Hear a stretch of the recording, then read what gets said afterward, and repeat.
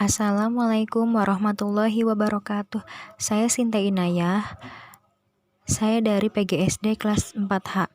NIM saya 1986206324. Saya akan membahas tentang sifat-sifat cahaya. Energi cahaya. Energi cahaya adalah energi yang dihasilkan oleh cahaya. Cahaya yang mengenai benda akan dipantulkan oleh benda ke mata, sehingga benda tersebut dapat terlihat.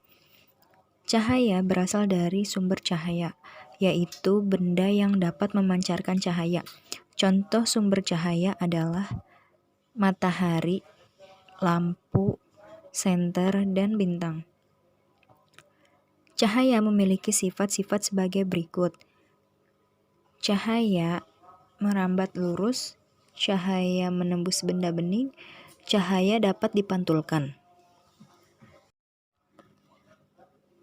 Pemantulan cahaya ada dua jenis, yaitu pemantulan baur, pemantulan difus, dan pemantulan teratur. Yang pertama, pemantulan baur terjadi apabila cahaya mengenai permukaan yang kasar atau tidak rata. Pada pemantulan ini, sinar pantul arahnya tidak beraturan. Yang kedua, pemantulan teratur. Pemantulan teratur terjadi jika cahaya mengenai permukaan yang rata, licin, dan mengkilap. Permukaan yang mempunyai sifat seperti ini misalnya cermin, dan pemantulan ini sinar pantul memiliki arah yang teratur. Cermin merupakan salah satu benda yang memantulkan cahaya. Berdasarkan bentuk permukaannya, ada cermin datar, cermin cembung, dan cermin cekung. Yang pertama, cermin datar merupakan cermin yang permukaan bidang pantulnya datar dan tidak melengkung. Cermin datar bisa digunakan untuk bercermin. Cermin cembung merupakan cermin yang permukaan bidang pantulnya melengkung ke arah luar. Cermin cembung biasanya digunakan untuk spion dan kendaraan bermotor. Cermin cekung merupakan cermin yang bidang pantulnya melengkung ke arah dalam. Cermin cekung biasanya digunakan sebagai reflektor pada lampu mobil dan lampu senter. Cahaya dapat dibiaskan. Jika cahaya merambat melalui dua zat yang kerapatannya berbeda, cahaya tersebut akan dibelokkan. Peristiwa pembelokan arah rambat cahaya setelah melewati medium rambatan yang berbeda disebut pembiasan.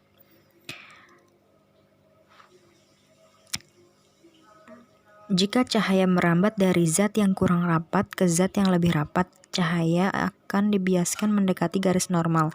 Misalnya cahaya merambat dari udara ke air. Seperti contohnya, gelas yang diisi air lalu dicelupkan sebuah pensil, maka akan terlihat pensil itu patah.